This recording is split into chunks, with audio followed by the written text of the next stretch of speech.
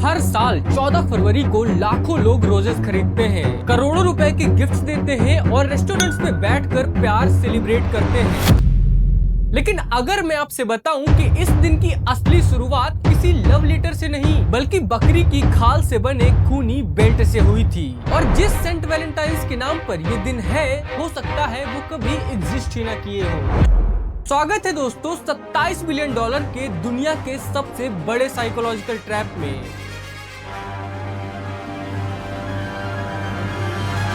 इस वीडियो के अंत में मैं आपको बताऊंगा कि इस वैलेंटाइंस डे का असली इन्वेंटर कौन है। वो कोई सेंट नहीं है, वो एक कंपनी है।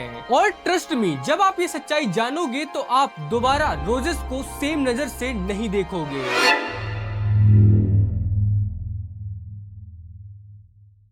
तो दोस्तों, सबसे पहले हम जाते हैं आज से 2000 साल पीछे एंशिएंट रोम में। उस वक्त फरवरी में कोई वैलेंटाइंस डे नहीं मनाया जाता था, बल्कि मनाया जाता था एक बेहद खूनी और अजीब फेस्टिवल जिसका नाम था ल्यूपरकैलिया। अब इस फेस्टिवल में क्या क्या होता था, ध्यान से सुनिए। स्टेप 1, बकरियों और कुत्तों की बलि। रोमन प्राइस्ट, जिन्हें ल्यूपरकाई बोला जाता था, वो पैलेटाइन हिल की केव में जाते थे और वहाँ गोट्स और डॉग्स को सैक्रिफाइस करते थे। स्टेप 2, खून से नहाना। सैक्रिफाइस के बाद वो उन जानवरों के खून को अपने माथे पर लगाते थे, फिर दूध से धोते थे और जोर जोर से हंसते थे।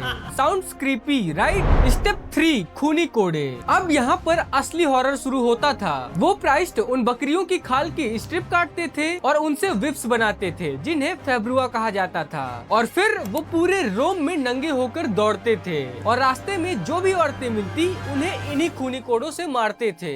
आप सोच रहे होंगे कि ये क्या पागलपंती है, तो सुनिए। रोमन्स का विश्वास था कि अगर औरतों को इन फेब्रुआ से मारा जाए तो वो फर्टाइल हो जाएंगी और उससे हेल्दी बच्चे होंगे। हाँ भाई, औरतें खुद लाइन में खड़ी होती थी इन कोड़ों से मार खाने के लिए। अब यही फेस्टिवल फरवरी 13 से 15 तक चलता था, और ये सिर्फ फर्टिलिटी के लिए नहीं था, ये एक वाइल्ड क्योटिक पार्टी थी जहाँ रैंडम मैच मेकिंग भी होती थी। यंग मेंस औरतों के नाम पर चिट्स लिखते थे और फिर पूरे फेस्टिवल के दौरान वो उस औरत के साथ रहते थे। एक तरह से आप इसे टिंडर का एंशिएंट वर्जन समझ लीजिए। लेकिन अब यहाँ एंट्री होती है क्रिश्चियन चर्च की। साल था 496 AD।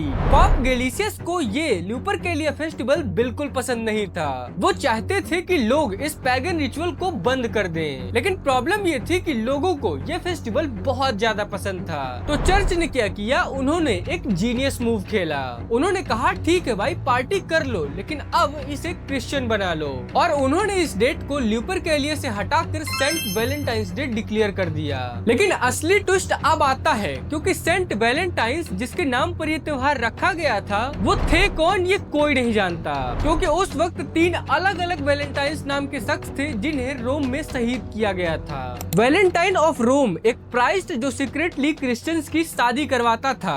वैलेंटाइन ऑफ टर्नी ये इटली के एक इंटरेमा के बाइसप थे। और तीसरा सेंट वैलेंटाइन, जिसके बारे में कुछ भी खास नहीं पता। और सबसे बड़ी बात, इन तीनों में से किसी का भी रोमांस या लव से कोई लेना देना नहीं था। तो फिर ये वैलेंटाइंस डे रोमांटिक कैसे बन गया?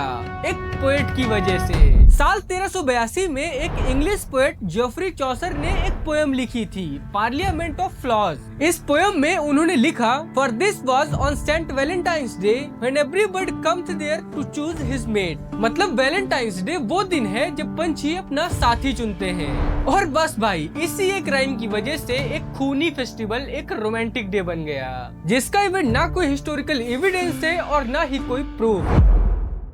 लेकिन अब असली गेम शुरू होता है, क्योंकि वैलेंटाइंस डे को सच में एक बिजनेस बनाने वाले कोई सेंट नहीं थे, वो थी एक American company, hallmark cards. This anniversary, give a little of yourself.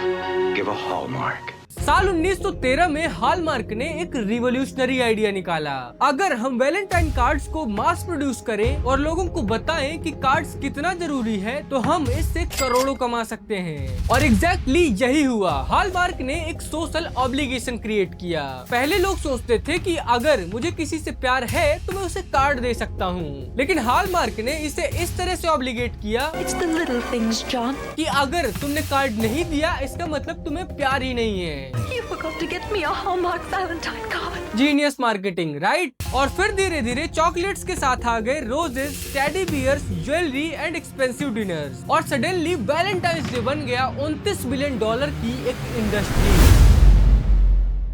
लेकिन सबसे बड़ा स्कैम रोजेस में है। नॉर्मली एक डजन रोजेस की कीमत होती है 500 से 800, लेकिन वैलेंटाइंस वीक में 2000 से 4000। और ये सिर्फ इंडिया में नहीं बल्कि पूरी दुनिया में यही होता है। तो क्वेश्चन ये है कि क्या वैलेंटाइंस वीक में रोजेस की क्वालिटी बेहतर हो जाती है? बिल्कुल नहीं, ये सिर्फ और सिर्फ आर्टिफिशियल स्कैरसिटी और डिमांड का खेल है। कंपनी जानती है कि 14 फरवरी को हर बॉयफ्रेंड पैनिक मोड में होगा और वो कितने भी पैसे देकर रोजेस खरीदे, क्योंकि अगर नहीं खरीदा तो फिर वो बैड बॉयफ्रेंड बन जाएगा। और अब आते हैं सबसे बड़े झूठ पर, a diamond is forever. A diamond is forever.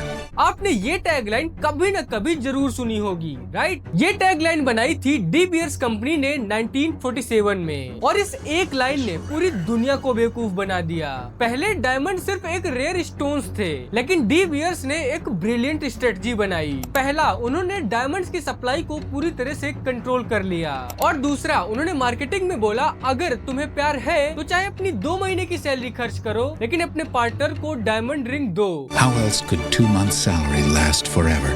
A diamond is forever. और तीसरा, उन्होंने एंगेजमेंट में रिंग्स को कंपलसरी बना दिया। Any results? यस, आज हर बॉयफ्रेंड को लगता है अगर मैंने डायमंड रिंग नहीं दी तो मेरी गर्लफ्रेंड मुझे छोड़ देगी, लेकिन रियलिटी क्या है? Diamonds are not rare. In fact De Beers के पास इतना ज्यादा डायमंड है कि अगर वो पूरा का पूरा मार्केट में ला दे तो प्राइस 90% गिर जाएगी।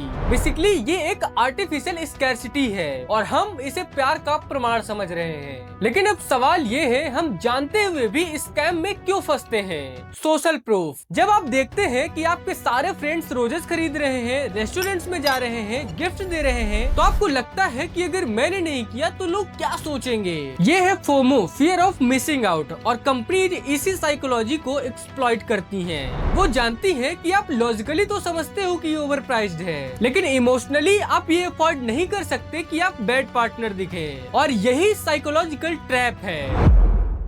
लेकिन दोस्तों, ये तो पुरानी स्ट्रेटजी थी, आज का स्कैम तो और भी एडवांस्ड है। Welcome to the digital loneliness economy. आज डेटिंग एप्स जैसे टिंडर, बम्बल और हिंज वैलेंटाइंस वीक को प्योर गोल्ड माइन की तरह ट्रीट करते हैं। क्यों? क्योंकि ये वो टाइम होता है जब सिंगल लोग सबसे ज्यादा लोनली फील करते हैं, कपल सबसे ज्यादा एक्टिव होते हैं और फोमो अपने पीक पर होता है। इस रिपोर्ट को देखिए जहाँ बताया गया है कि वैलेंटाइंस वीक में डेटिंग एप्स पर एक्टिविटी 30% से बढ़ जाती है। स्वाइप्स बढ़ जाते हैं, मैचेस बढ़ जाते हैं, और सबसे इम्पोर्टेंट प्रीमियम सब्सक्रिप्शन बढ़ जाता है। और यहाँ साइकोलॉजी फिर से काम आती है। जब आपको वैलेंटाइंस वीक में कोई मैच आता है या कोई आपको लाइक करता है तो आपके ब्रेन में एक डोपामिन रिलीज होता है। वो नॉर्मल दिनों से 10 गुना ज्यादा होता है। क्यों? क्योंकि आपका ब्रेन सोचता है कि वैलेंटाइंस आ रहा है और मुझे कोई मिल गया है। ये टाइमिंग प्लस स्कैरसिटी और सोशल प्रेशर का डेडली कॉम्बिनेशन है, और डेटिंग एप्स इसी साइकोलॉजी को पूरी तरह से एक्सप्लॉइट करती हैं। वो डेलिबरेटली ऐप के मैचेस को स्लो कर देते हैं नॉर्मल दिनों में, और वैलेंटाइंस वीक में सडनली बूस्ट कर देते हैं, ताकि आपको लगे वाओ मुझे इतने मैचेस मिल रहे हैं, let me upgrade to premium. Genius, right?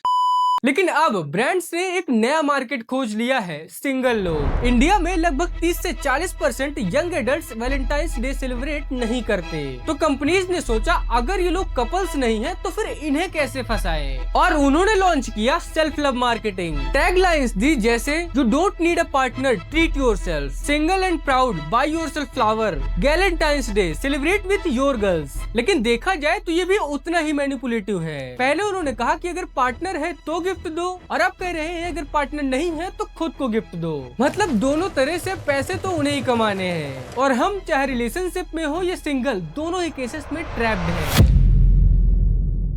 तो चलिए अब वापस आते हैं उस सवाल पर जो मैंने आपसे शुरू में पूछा था कि आखिर वैलेंटाइंस डे का असली इन्वेंटर कौन है? जवाब है हम। हम सब। देखिए, मार्केटिंग कंपनीज ने सिर्फ हमारे नेचुरल ह्यूमन नीड को एक्सप्लॉइट किया है। वो नीड है कनेक्शन, वैलिडेशन और बिलोंगिंग। हम चाहते हैं कि कोई हमें प्यार करे, हम किसी को प्यार करें और हम दुनिया को दिखा सके कि हम अकेले नहीं हैं। ये बिल्कुल नेचुरल है, लेकिन प्रॉब्लम तब शुरू होती है जब ये कंपनीज हमारी इमोशंस को कमर्शलाइज कर देती हैं। वो कहती हैं कि अगर तुम्हें सच में प्यार है तो प्रूफ करो पैसे खर्च करके, और हम इसे ब्लाइंडली फॉलो कर देते हैं। इतिहास से लेकर अब तक सेम ही चीजें हो रही हैं। रोमन्स, उन्होंने गोट स्किन्स के वेब्स इस्तेमाल की। विक्टोरियंस, उन्होंने ग्रीटिंग कार्ड्स इस्तेमाल किए। 90s में कंपनीज ने डायमंड्स और रोजेस बेचे, और 20s में हमने डेटिंग एप्स और इंस्टाग्राम इस्तेमाल किया। यहाँ पर हर जनरेशन में मेथड तो बदले, लेकिन ट्रैप सेम रहा। वो ट्रैप है तुम्हें लव को प्रूफ करने के लिए कुछ खरीदना ही होगा। लेकिन सच्चाई ये है कि प्यार को प्रूफ करने की जरूरत ही नहीं होती। देखो दोस्तों, मैं ये नहीं कह रहा कि आप वैलेंटाइंस डे बिल्कुल मत मनाओ। अगर आपको कोई अच्छा लगता है तो जरूर मनाओ, लेकिन बस इतना समझ लो कि एक 2000 के रोज बंच या एक 5000 के डिनर से प्यार नहीं होता। प्यार प्रूफ होता है टाइम देने से, कंसिस्टेंट रहने से और स्मॉल गेस्चर्स से जो ईयर अराउंड होते हैं। एक हैंड रिटन नोट, एक होममेड मील या बस एक ऑनेस्ट कन्वर्सेशन, ये सब उतने ही वैल्यूएबल है जितना कि कोई एक ओवर प्राइस्ड गिफ्ट। वैसे क्या आपकी कोई गर्लफ्रेंड है? मुझे कमेंट में बताइए। और हाँ, ऐसी और इंटरेस्टिंग वीडियोस के लिए चैनल सब्सक्राइब करो यार।